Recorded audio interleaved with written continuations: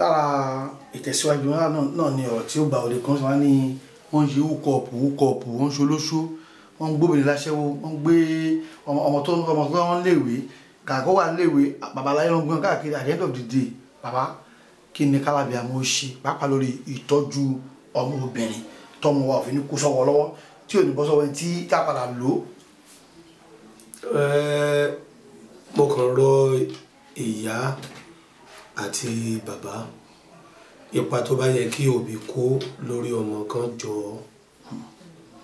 ayé ti yàtọ̀ fún ti jọ̀hún ayé tá ń lò ń sìn ọ̀dájú ló pọ̀ jù nínú àwọn èèyàn tí wọ́n dẹ̀ ro ọ̀la àtúbọ̀tán lágbà ó àtúbọ̀tán òun làgbà gbogbo nǹkan béèyàn kó gbogbo ẹjọ́ yóò padà tán náà ni yóò padà lulẹ̀ níjọ́ kan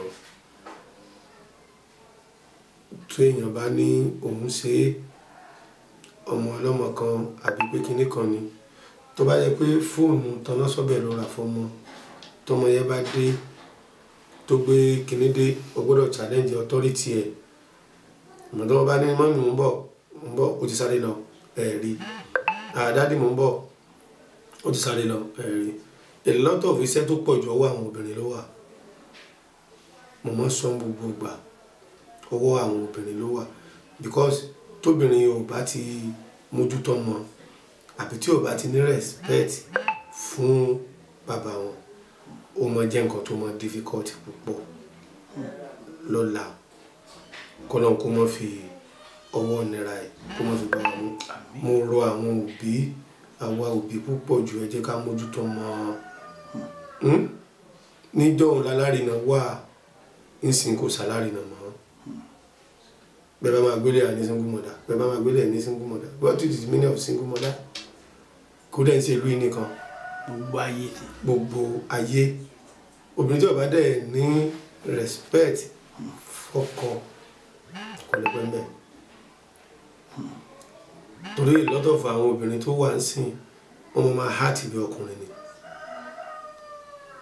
ó dẹ̀ yẹ kán ro ọ̀la nítorí wípé àwọn ọmọ obìnrin mi ò mọ bí aláṣepọ̀ ṣe àwọn tó tún wá pọ̀ jù ń ṣe àwọn oníndómì ni ọ̀yàwó oníndómì ọ̀nà pọ̀ jù tán bá ti ṣe gbogbo ẹ̀ ìmí ìmọ̀ mẹ́rin wọ́n máa bá ṣe bẹ̀ tó wá gbé sínú fírísà. nígbà tí wọn ò dó gbẹ́kọ̀ọ́ tẹ́ kó gbà. nígbà tí wọn gba ẹ̀kọ́ gbogbo èèyàn tó bá kàwé kọ́ ló lè fìwé sórí rẹ̀ gbogbo àwọn tó bá kàwé kọ́ ló lè fìwé sórí rẹ̀. ẹ̀mí àkàràkàtà ìmí gan pa tó wà lọ́kọ́ télọ̀ lẹ́yìn tó parí fẹ́sífà. kò sí ntòwulẹ̀ kò jẹ́ kéèyàn béèrè pé kí ló bá rí àjò òun lọ ṣe kókó jù tó ṣe kókó nìyẹn níjọ́ wọn á ti sọ pé bá ti bímọ wọn á ní àkọsẹ̀jáyé ọmọ yẹn àwọn fẹ́ mọ̀ àmọ́ kílẹ̀ sì dé sí wọn change gbogbo ẹ̀ àwọn tó ń ṣe àkọsẹ̀jáyé ọmọ sì ń ṣe o tó sì tọ́ ọ̀nà wọn sì tó bẹ́ẹ̀ ni wọ́n á sọ fún pé nǹkan báyìí lọ́mọ yẹn máa ṣe láyé àìsàn báyìí lọ́mọ máa sọmọ yẹn nǹkan báyìí ló tún máa ṣe eléyìí ò ní ṣe eléyìí ò ní ṣe eléyìí ò ní ṣe nǹkan báyìí ló máa dé lọ́la wọ́n lè ṣiṣẹ́ lè sí. bẹ́ẹ̀ ni tó dẹ̀ pé bó ṣe wà bẹ́ẹ̀ ni. tá a bá ṣe é ṣó dájú ká mọ̀ ṣe lọ ni. wọ́n ní ìtọ̀sẹ̀ ló lọ́yọ̀ọ́ kéèyàn jó ní béèrè. ó dá o. èèyàn ṣe ń lọ sí hospital táwọn dókítà máa ní lọ́ọ̀yà scan báyìí wá ṣé kò ń so ní béèrè ni. kan tó rọ́ọ̀lù nítorí fẹ́ ṣe. báwo ni wọ́n ṣe mọ̀ pé wọ́n á sọ pé mò ń sọ nǹkan fáwọn èèyàn mo ní bẹ́ẹ̀ bá ní gọ́ọ̀gù mi ò ní kò sí gọ́ọ̀gù kí gọ́ọ̀gù sọ déètì téèyàn máa kú. Allahu Akbar. bẹ́ẹ̀ bá ní gọ́ọ̀gù gbogbo ẹ̀ ó dà dárúkọ lọ tí lágbájá báyìí ó kú láyé. kí gọ́ọ̀gù dẹ̀ tó sọ pé táìmù báyìí tó bá ní táìmù báyìí ló máa bímọ kó sọ aago tó máa bímọ kí gọ́ọ̀gù sọ. Ọlọ́run ló ní gbogbo ẹ̀ lọ́dọ̀. àní kó sọ kí gọ́ọ̀gù sọ bó bá mọ ibi tó máa sùn ò lè mọ ibi tó máa kú sí. Allahu Akbar.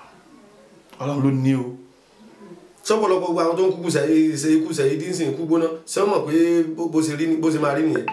bàbá ẹni tó wà fọmọ ọlọ́mọ ṣe ọmọ olóṣó tó gbólóṣó tó fi gúnṣẹ owó tó fi gúnṣẹ ayé kí ni ó ṣẹlẹ̀ sí níbẹ̀ nígbẹ̀yìn ọ̀rọ̀. kò sí ti ń jólóṣó. kò sí olóṣó. aṣẹ́wó náà ń pè bẹ́ẹ̀. kò sí húkọ̀ọ̀bù ni. kí náà ń pè bẹ́ẹ̀. ṣé wọ́n yí wọ́n pa lórúkọ dání.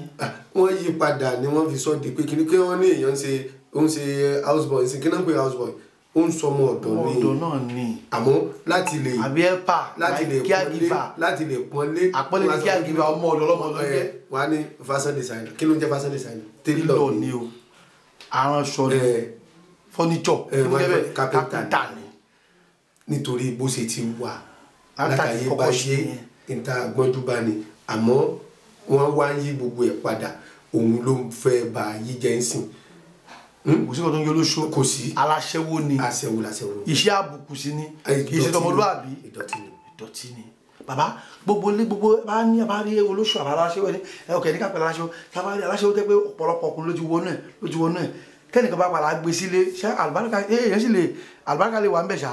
ọ̀pọ̀lọpọ̀ àwọn nǹkan wọ́n ní kò sí bá ti fẹ́ ṣe bòlò tí ò ní rùn gbẹ́. n tó ba ọ̀pọ̀lọpọ̀ marriage jẹ́ nígbà tí wà àti ọkọ ẹ bá wà nílé láago 11 alẹ́ tí fóònù ẹ ń dún.